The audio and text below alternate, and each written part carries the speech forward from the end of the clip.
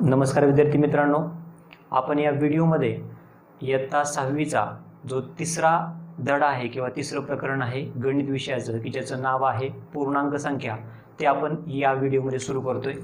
प्रकरणाचं नाव आहे, तिसरं प्रकरण आहे, प्रकरणाचं नाव आहे पूर्णांक संख्या। जर आपण या प्रकरणाचं इंग्लिशमध्ये नाव पाहिलं तर याला आपण इंटेजर्स असं म्हणतो, म्हणजेच पूर्णांक संख्या यांना इंग्लिशमध्ये म्हणणार आपण इंटेजर्स। हे आहे प्रकरण क्रमांक 3 इयत्ता 6वीच्या गणित विषयातला। त्यातला आपण जो पहिला पार्ट आहे की ज्याला आपण नैसर्गिक संख्या यांची आपण ओळख बघणार आहोत पहिल्या या भागामध्ये। त्याचबरोबर पूर्ण संख्या म्हणजे काय हे देखील आपण इथं पाहणार आहोत। आणि त्यानंतर तिसरा मुद्दा तो म्हणजे संख्या रेषा। हे आपण 3 मुद्दे या व्हिडिओमध्ये पाहणार आहोत। जर आपण या प्रकरणाचा विचार केला पूर्णांक संख्या, तर सुरुवातीला संख्यांचे तसे पाहिले तर आपण एक 8वीच्या शिष्यवृत्तीच्या लेवलपर्यंत किंवा त्या इयत्तेपर्यंत आपण संख्येचे 20 प्रकार पाहतो, परंतु त्यापैकी नैसर्गिक संख्या, पूर्ण संख्या आणि जे प्रकरणाचं नाव आहे पूर्णांक संख्या, हे 3 प्रकार आपण इथं कव्हर करूया। मग या पूर्णांक संख्यामध्ये धन पूर्णांक, ऋण पूर्णांक हे सुद्धा आपण पाहणार आहोत। सुरुवातीला आपण फोकस करूया नैसर्गिक संख्या या प्रकारावरती। पहिला संख्येचा प्रकार आपण या व्हिडिओमध्ये पाहतोय तो म्हणजे नैसर्गिक संख्या। नैसर्गिक संख्या हा संख्यांचा संच किंवा यांचा गट पाहत असताना जर आपण तुमच्या क्लासमधल्या किंवा तुमच्या वर्गातल्या एखाद्या विद्यार्थ्याला आपण सांगितलं की वर्गामध्ये असणारे एकूण विद्यार्थी काउंट कर किंवा मोज किती ते, तर तो विद्यार्थी 1 2 3 असं मोजायला सुरुवात करेल। म्हणजेच सुरुवात कितीपासून करणार आहे तो 1 पासून, 1 2 3 4 असं तो पुढं विद्यार्थी जेवढे असतील तेवढ्या संख्या तो मोजत राहील। परंतु समजा एखाद्या व्यक्तीला म्हटलं की आकाशाकडे बघ आणि तारे किती ते मोज, तर तारे किती ते मोजायला सांगितलं तर तो विद्यार्थी समजा किंवा तुमचा एक मित्र तो 1 पासून सुरू करेल, परंतु अवकाशातील तारे हे संपणार आहेत का नाही। म्हणजे याचा अर्थ तो पुढं कितीही मोजत राहिला तरीही त्याला मोजता पण येईल, पण तारे मात्र संपणार नाहीत। याचा अर्थ काय की हा जो नैसर्गिक संख्याचा जो संच आहे तो सुरू होणार आहे 1 पासून आणि जाणार आहे अनंत असंख्य। म्हणजे 1 पासून सुरू झाला म्हणजे 1 ही सर्वात लहान नैसर्गिक संख्या, तर सर्वात मोठी नैसर्गिक संख्या आपल्याला सांगता येत नाही। आता नैसर्गिक संख्येला आपण इंग्लिशमध्ये काय म्हणतो तर याला म्हणतो नॅचरल नंबर्स। स्पेलिंग बघा नीट, याला म्हणतो आपण नॅचरल नंबर्स। परंतु मगाशीच मी उदाहरण दिल्याप्रमाणे की या संख्यांचा उपयोग आपल्याला कसा होणार आहे, मोजण्यासाठी होणार आहे। म्हणजे 1 2 3, 1 वस्तू 2 वस्तू 3 वस्तू असं वस्तू मोजण्यासाठी, एखादी गोष्ट मोजण्यासाठी, घटक मोजण्यासाठी या संख्यांचा उपयोग आहे। त्यामुळं या नैसर्गिक संख्यांना अजून एक नाव आहे ते म्हणजे मोज संख्या। बघा, नैसर्गिक संख्यांना दुसरं एक नाव आहे मोज संख्या। परंतु नैसर्गिक संख्यांना इंग्लिश शब्द काय आहे नॅचरल नंबर्स, तर मोज संख्यांना इंग्लिश शब्द आहे काउंटिंग नंबर्स। याला शब्द आहे इंग्लिश काउंटिंग नंबर्स। बघा, नैसर्गिक संख्येला नॅचरल नंबर झालं, मोज संख्येला काउंटिंग नंबर झालं। बघा, या दोन्ही संख्या एकच, म्हणजे याच संख्येला फक्त वेगळं नाव आहे। म्हणजे या पण सुरू होणार मोज संख्या म्हणजेच 1 पासून सुरू होणार अनंतापर्यंत जाणार।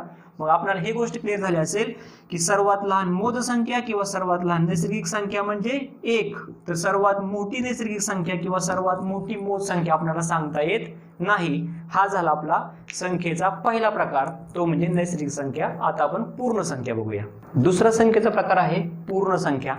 या पूर्ण संख्या या मराठी नावासाठी आपल्याकडे इंग्लिश शब्द आहे किंवा त्याला इंग्लिशमध्ये आपण म्हणतो होल नंबर्स।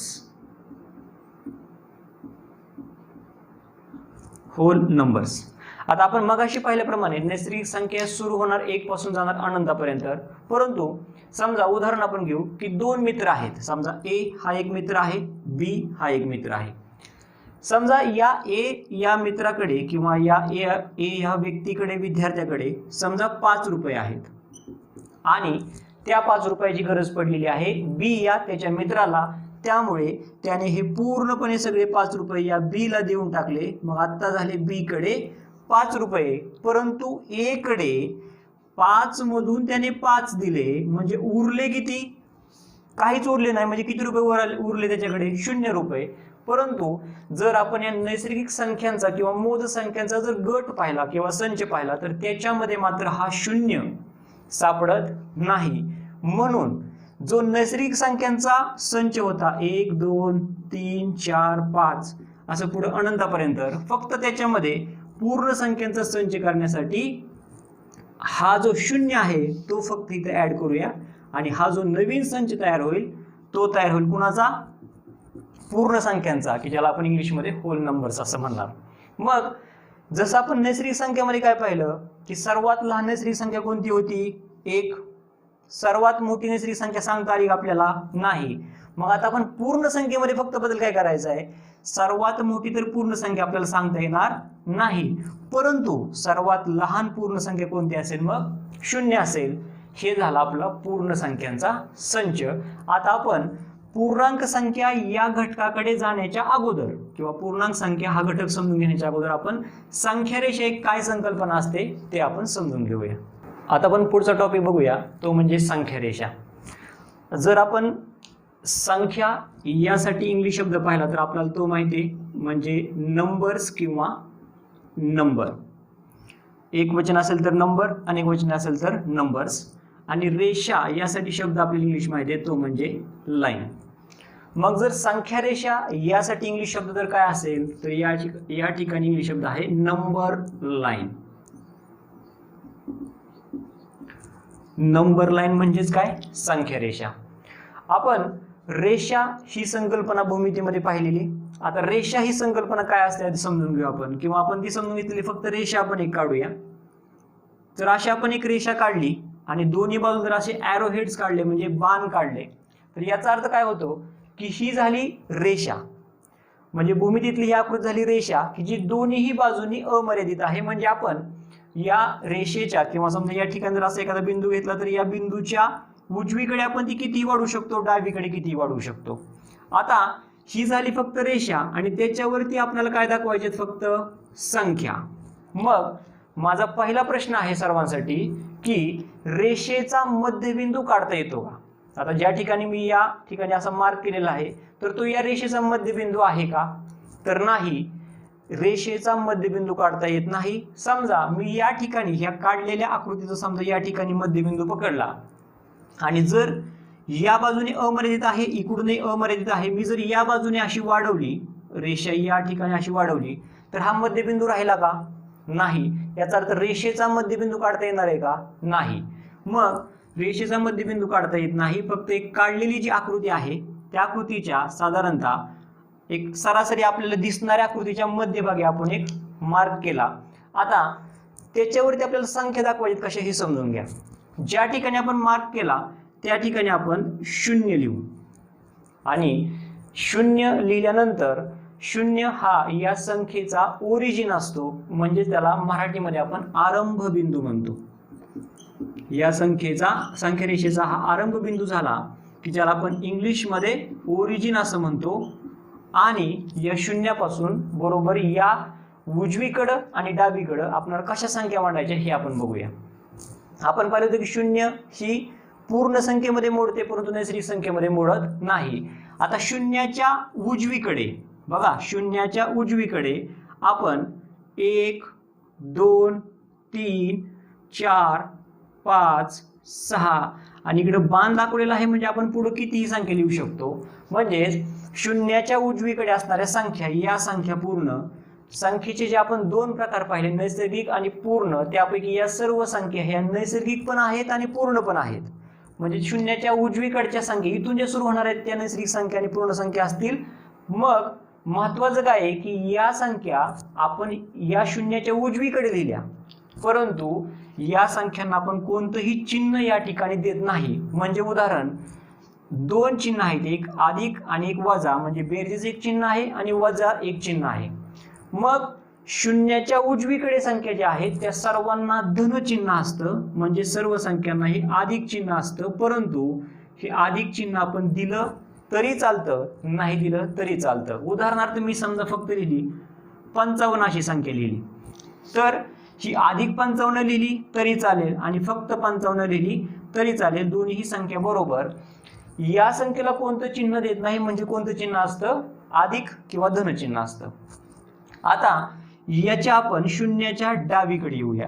शून्याच्या डावीकडे बघत असताना फक्त आपल्याला काय करायचंय, जसं की या ठिकाणी 1 2 3 4 5 असं लिहित गेलो, तसं जसं शून्यापासून उजवीकडे गेलो तसं शून्यापासून डावीकडे यायचंय. ते कसं येईल बघा, इथं 1 2 3 4 5 असं आपण लिहायचं.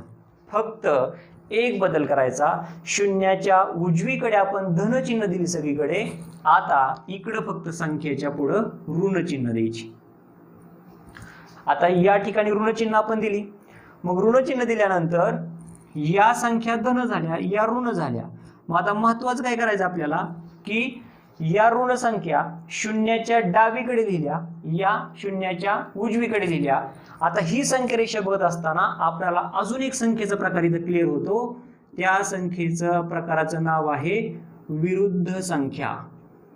आणि विरुद्ध शब्द जसं आपण म्हणतो ना विरुद्धार्थी शब्द, तसं अपोजिट नंबर, तसं इथं विरुद्धला शब्द इंग्लिश तोच घ्यायचा अपोजिट, आणि संख्येसाठी शब्द असणार नंबर्स किंवा नंबर्स घेऊ इथं अपोजिट नंबर्स. मग आता जर विरुद्ध संख्या ही संकल्पना याच्यावरून कशी क्लिअर होते बघा, या संख्या सर्व धन आहेत, या ऋण आहेत. चिन्ह जसं आपण धन ऋण हे विरुद्ध चिन्ह म्हणतो, तसं इथं पण बघा चिन्ह त्याची विरुद्ध दिसतात आहे. मग विरुद्ध संख्या म्हणजे काय, तर अशा कोणत्याही दोन संख्या, बघा अशा कोणत्याही दोन संख्या ज्या दोन संख्यांची काय शून्य यायला पाहिजे, बेरीज शून्य यायला पाहिजे. आता बेरीज शून्य येत असेल तर वजा, समजा हे अधिक 2 घेऊ आणि हे अधिक आपण असं म्हणलं तरी चालतं, आणि हे वजा, इथं आता बेरीज घ्यायची आपल्याला आणि या ठिकाणी वजा 2 घेऊ. आता ही आपल्याला बेरीज जी आपण करणार आहे त्याचे वेगळे आपण नियम बघूया. फक्त या ठिकाणी समजून सांगण्यासाठी उदाहरण घेतलेलं आहे.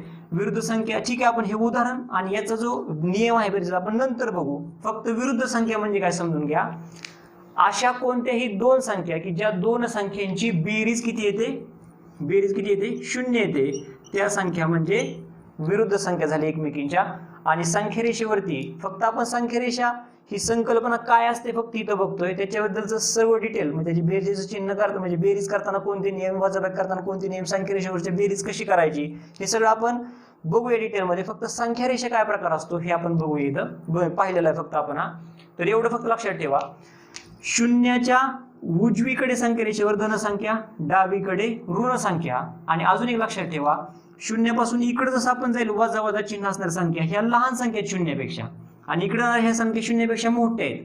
मग जर आपण कोणत्याही संख्येपासून उजवीकडे गेलो, तुम्हाला हे तर माहिती आहे आपल्याला की अधिक 1 ही मोठी शून्यापेक्षा, अधिक 2 मोठी आहे 1 पेक्षा, किंवा 3 मोठी आहे 2 पेक्षा, 0 ही संख्या मोठी आहे वजा 1 पेक्षा, वजा 1 मोठी आहे वजा 2 पेक्षा, वजा 2 मोठी आहे वजा 3 पेक्षा. म्हणजे जर आपण उजवीकडून डावीकडे चाललो तर संख्या लहान होत जातात संख्यारेषेवर, आणि जर आपण डावीकडून उजवीकडे चाललो तर संख्या मोठ्या होत जाणार.